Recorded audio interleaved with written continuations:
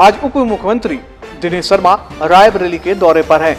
हम आपको बताते चले कि आज डिप्टी सीएम दिनेश शर्मा सबसे पहले PW गेस्ट हाउस पहुंचे, फिर वहां पर सिविल लाइन में किसान गोष्ठी कार्यक्रम में भी शामिल हुए। जैसे ही डिप्टी सीएम दिनेश शर्मा रायबरेली पहुंचे, उनको गार्ड ऑफ ऑनर दिया गया।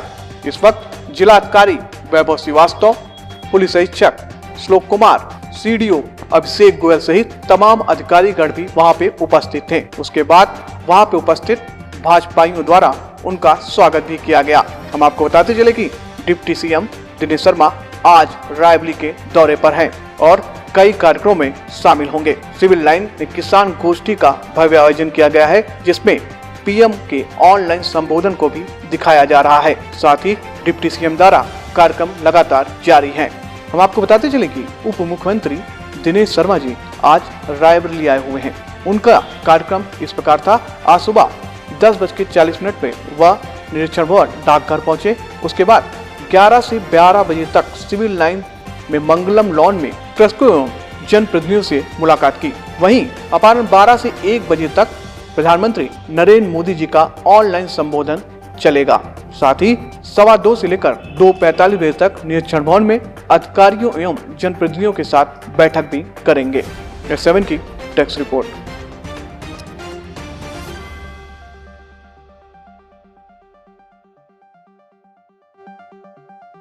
विश्व में प्रेम, शांति और सद्भाव का प्रसार करें। साथियों, आज हम सरकार में आए तो हम सरकार में आने के बाद 1 लाख रुपए तक का जो ऋण है उसकी हम माफी कर देंगे। और आप सबको जानकर प्रसन्नता होगी, यहाँ पे तमाम भाई किसान भाई बैठे हैं। मैं चाहता हूँ हाथ उठा के बताइएगा कितने लोगों के ऋण की माफी अभी पिछले 2 महीने पहले, या कितने लोगों के ऋण की माफी हुई। इसमें भी कुछ लोग आए हैं। किसानों के ऋण की माफी कितने लोगों की हुई? जो लोग यहाँ पर बैठे हैं की गई वो इसका 36,000 करोड़ रुपया ऋण की माफी की गई 86 लाख किसानों की। रायबरेली में भी एक कैंप लगा था और हम लोग आए थे। कई हजार किसानों के ऋण की माफी का यहाँ पर कार्यक्रम किया गया था कि उनके ऋण की जो अदायगी है उसको स्थगित करके, उसको समाप्त करके और उनके ऋण की माफी की गई थी। किसानों के ऋण की माफी के बाद ये प्रयत्न किया गया कि जो किसान के वहां यूरिया खाद आती थी, उस यूरिया खाद को नीम कोटेड यूरिया खाद किया जाए। नीम कोटेड यूरिया खाद गांव-गांव पहुंचे, इससे फसल का उत्पाद बढ़े और उसकी जो 5-8 लाख मीट्रिक टन के आसपास धान की खरीद हो गई है। अगर देखा जाए तो हमारी बंद पड़ी चीनी मिलें थी, जो पिपराइज थी, जो हमारी मुंडेरवा थी, हमने नई चीनी मिल खोला।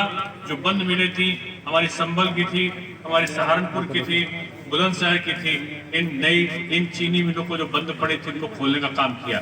आज 119 जो हमारी चीनी मिलें हैं वो पूरी तरीके से पेराई का काम कर रही हैं। और मुझे खुशी इस बात की है कि आज हमारा जो गांव का किसान है वो आज MSP और गांव के अंदर ही बिजली, सभी जगह बिजली जाए। पहले क्या होता था कि बिजली आ गई तो एक चमत्कार होता था। आज बिजली चली जाए तो इस घटना को लोग कहते हैं कि इतने घंटे बिजली नहीं आई। आज भी गांव में अधिकांश समय बिजली 16-17 घंटे, 18 घंटे बिजली आए और शहरों में पूरे समय बिजली आए, इसकी व्यवस्था सरकार ने की। आज घर घर बिजली कनेक्शन हो और घर घर बिजली कनेक्शन के लिए ये व्यवस्था की गई कि पहले गांव में किसान बिजली के लिए चक्कर लगाता था बिजली दफ्तर में। यही उसको बात नहीं करते थे और पता चला कि वो चक्कर काटते काटते किसान हताश होकर घर में बैठ जाता था। आज घर घर में खुद योगी जी के समय जो गांव में जो बिजली विभाग का यही है, इसमें नहरों का एक जाल बिछाया गया। बाढ़ सागर परियोजना को पूरा किया गया। अर्जुन सहायक, कन्हर, रामगंगा और ये तमाम जो सिंचाई की परियोजनाएं थी, इनको सरयू सहायक, इन सारी परियोजनाओं को आज चालू करने की तरफ हम लोग आगे बढ़ रहे हैं। सिंचाई की व्यवस्था उत्तम हो, ये हमारा लक्ष्य था। और साथ में जो गेहूं है, धान है, इसका क्रय केंद्र लगे। धान और गेहूं के क्रय केंद्र आज जगह जगह पर उसको लगाने का काम किया गया कि सरकार खुद उसको खरीदती है और खरीदने के बाद उसका भुगतान करती है। आज 72 घंटे के अंदर उसका भुगतान हो जा रहा है। कई जगहों पर जहां सालों भुगतान नहीं होता था, वहां आज 72 घंटे में 3, 4, 5 दिनों में आज उसका भुगतान हम कर रहे हैं। ये गेहूं क्रय केंद्र और खाद का जो क्रय केंद्र है, ये आज किसानों को राहत पहुंचा रहा है। आज हम एक और महत्वपूर्ण तरीके से एक घटना की तरफ हम आगे बढ़ रहे हैं कि हम आज जो गन्ना का किसान है, गन्ना के किसानों की जो बकाया था, हमने गन्ना किसानों का जो बकाया था 1,12,000 करोड़ रुपया का हमने भुगतान किया। पिछली सरकार में जो किसानों का भुगतान का बकाया था, उसको भी हमने भुगतान किया है। यानी हमारी सरकार ने पिछली सरकार के द्वारा किए गए जो ऐसे कार्य थे जिससे किसानों को परेशानी बढ़ रही थी, उसको भी रोकने का काम किया है। आप विश्वास रखो उत्तर प्रदेश सरकार पर, आप विश्वास रखो केंद्र सरकार पर। कुछ निहित स्वार्थी तत्व आज इस बात को नहीं चाहते कि किसानों का भला हो। आज उसके लिए दुष्प्रचार करके किसानों को बरगलाने का काम करना का षड्यंत्र रचना चाहते हैं। आप सबको मैं केवल इतना ही कहना चाहता हूं कि उत्तर प्रदेश सरकार आपके लिए है, केंद्र सरकार और प्रधानमंत्री आपके लिए है। आपके लिए आपकी आय 2022 तक आपकी आय दोगुनी हो जाए, इसके लिए उत्तर प्रदेश सरकार और केंद्र सरकार काम कर रही है। अभी आप देखेंगे तमाम लोगों को ट्रैक्टर्स का आपको दिया जाएगा, तमाम लोगों को किसी अन्य प्रकार के ऋणों का वितरण हो चुका है और भी देने का काम अलग अलग ब्लॉकों पर किया जा रहा है। तो ये सारी सुविधाएं देने का मकसद केवल एक ही है कि हमारा जो किसान है वो किसान आबाद रहे, हमारा किसान है वो समृद्ध और संपन्न रहे, हमारा किसान जो है वो गांव में रहते हुए जो बदहाली का जीवन है उससे वो मुक्त हो सके।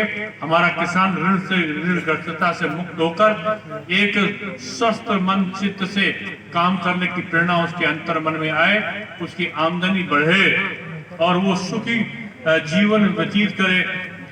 उसको जो भी न्यूनतम निर्धारित मूल्य है उसकी दुगनी राशि उसको प्राप्त हो सके, 2.5 गुनी राशि उसको प्राप्त हो सके। इसके लिए भी जो न्यूनतम निर्धारित मूल्य है उससे 2.5 गुना ज्यादा मूल्य देने का काम भी हमारी केंद्र सरकार और प्रदेश सरकार के द्वारा किया जा रहा है।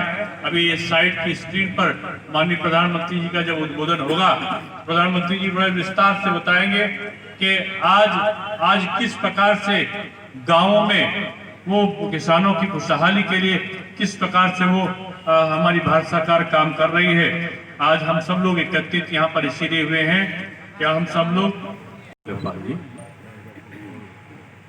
जिलाधिकारी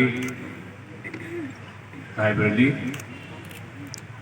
CDO रायबरेली, पुलिस अधीक्षक रायबरेली, मंच पर उपस्थित किसान भाइयों, मंच के सामने बैठे हुए किसान भाइयों बहनों, आज हम सब लोग थोड़ी देर बाद 12 बजे से प्रधानमंत्री जी का उद्बोधन बाएं हाथ पे लगी हुई स्क्रीन पे सुनेंगे।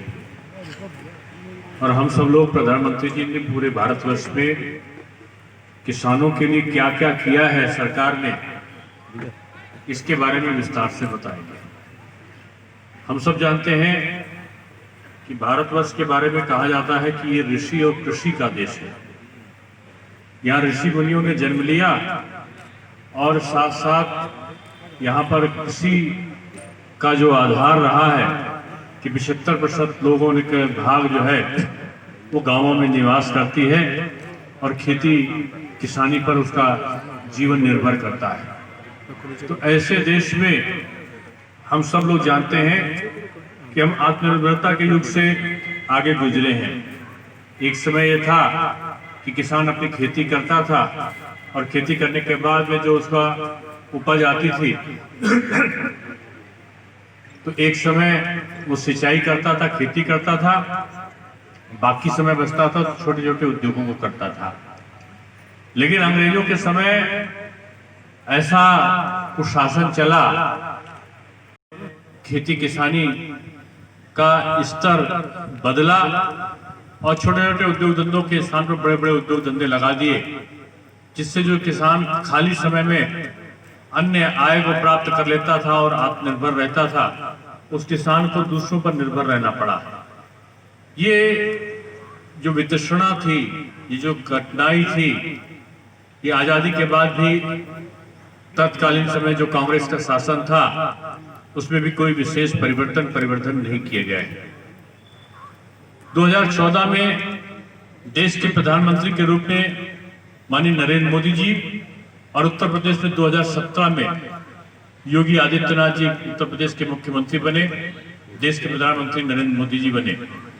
उन्होंने हमेशा एक ही उपाय रखा कि कैसे हम किसान भाइयों की आमदनी को दोगुना कर दें, और उनकी हमेशा एक ही इच्छा रही कि गांव में रहने वाला जो हमारा अन्नदाता है उसकी आय जो है वो दोगुनी होनी चाहिए।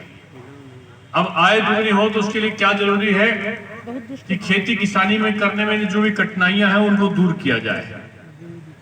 आज से पहले सर आप गांव में ये कल्पना भी नहीं कर सकते थे कि हमारे वहां गांव के अंदर सड़क होगी, गांव के अंदर बिजली होगी, गांव के अंदर हमारे नहर की सिंचाई का साधन अच्छी तरीके से उपलब्ध होगा, गांव में शौचालय होंगे, गांव में प्रधानमंत्री जी के बनाए हुए आवास होंगे। ऐसी कल्पना हमने नहीं करी थी, लेकिन प्रधानमंत्री के द्वारा और उत्तर प्रदेश के मुख्यमंत्री योगी आदित्यनाथ जी के द्वारा ये धीरे धीरे प्रारंभ किया गया कि हर घर में शौचालय बन जाए और एक गांव में अधिक से अधिक शौचालय का निर्माण हो, प्रधानमंत्री आवास बने, जिससे जो ग्रामीण जो गरीब हैं उनको अगर आवास नहीं मिलता, रहने का जगह नहीं है, तो प्रधानमंत्री आवास के अंतर्गत रहने की उनको सुविधा मिले।